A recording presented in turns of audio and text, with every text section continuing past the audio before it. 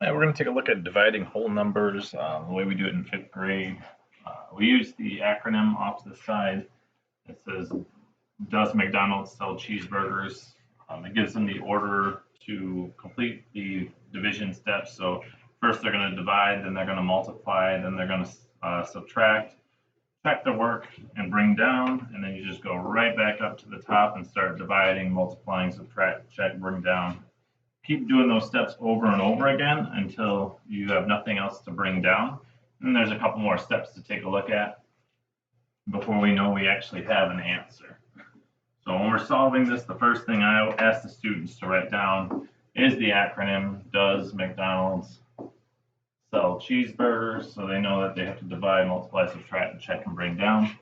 Once they have that, they can write down their problem, 8,740 divided by 12, and that helps us realize that we need all of our multiples of 12. I need to know how to multiply 12. So I make them write a list off to the side, all our multiples of 12, and they need 9 of them, because once you've gone past 9, you've made a mistake if you use that answer. So we go over that in class. Usually they have to do repeated addition when they're doing the list. So it'd be 12 plus 12 is 24, 24 plus 12 is 36. 36 plus 12 is 48, and they would go off to the side and they would show all that work. It's very important to take time to do this to make sure that this list is correct, because if the list is incorrect, all of their answer is going to be incorrect, even though they know the strategy and they know what they're doing. So I have 12, 24, 36, 48, 60, 72, 84, 96, 108, and there are 9 multiples there. So 1, 2, 3, 4. Yep, there are 9 multiples there that'll help us solve the problem.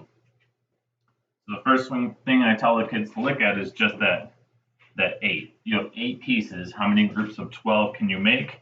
They should be able to understand that they can't make a group of 12. So you put a 0 at the top and a 0 at the bottom. When you subtract, you are left with 8. That was divide, multiply, and subtract. Now I should check my work, make sure I divided, multiplied, and subtract correct, and then we would bring down our next number. Our next number is the 7. Now I want to get as close to 87 as possible, but I don't want to go over. So I'm going to keep going down this list until I get as close to 87 as possible, but I don't want to go over. So I'm using 84. So I know I have to use 84 at the bottom, and that is the 1, 2, 3, 4, 5, 6, 7th number on my list. So I put the number 7 at the top. That's my division and multiplication right away. After that, I subtract. 87 minus 84 is 3. After I subtract, I need to check my work, make sure I subtracted, multiplied, and divided right, and then I would bring down my 4. Now I'm looking at 34. I want to get as close as possible, but I don't want to go over. So I have 12, 24. Can't go to 36 because 36 is over. So I know I want to use 24, which means that is the 1, 2, the second number on the list. So I'm going to put 2 at the top. When I subtract, I'm going to be left with 10.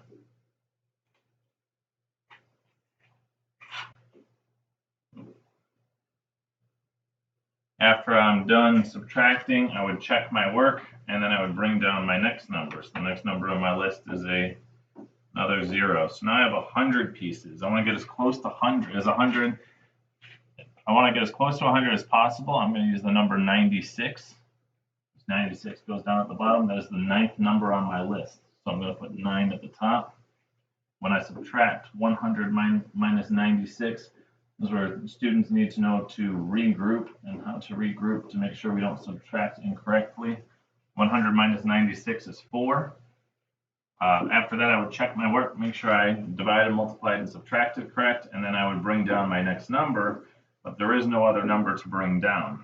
So at this point, the student should realize that they are probably done. We just want to double check and make sure that our remainder is smaller than our divisor out front, and that we do have a number above each one of the numbers in our dividend. So above the 8 is a 0, above the 7 is a 7, above the 4 is a 2, and above the 0 is a 9. Because if there's a number missing there, again, we know we made a mistake at that point. So we can write down our answer, which is a 729 with a remainder of 4. That is our final answer that we put off to the side. Thank you for watching. That's the strategy that we're using in 5th grade. We will go a little bit more in depth with understanding the remainder and doing word problems. So we will be working with that in class. Thank you again. Have a great day.